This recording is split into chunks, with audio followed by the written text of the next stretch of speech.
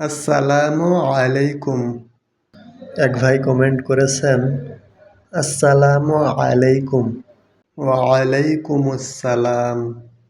ভাইজান, আমার ৩টা প্রশ্ন।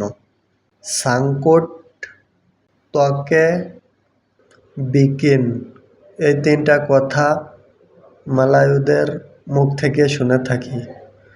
এই ৩টি শব্দের অর্থ কি প্লিজ জানাবেন। কমেন্ট করার জন্য ধন্যবাদ ভাই আপনাকে। দেখুন, সাংকোট সাংকোট শব্দের অর্থ হচ্ছে আটকে যাওয়া। যেমন সোডা সাংকোট মানে আটকে গেছে। দ্বিতীয়টি সম্ভবত ভাই বলতে চেয়েছেন তাওকে। তাওকে শব্দের অর্থ হচ্ছে বস বা প্রধান।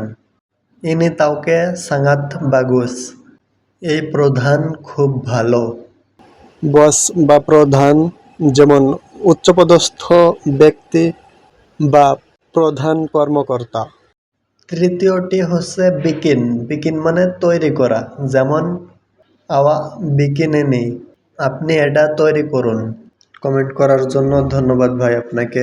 দেখুন, আমিও একজন স্টুডেন্ট, আমিও শিখি এবং কিছু কিছু আপনাদেরকে শেখানোর চেষ্টা করি।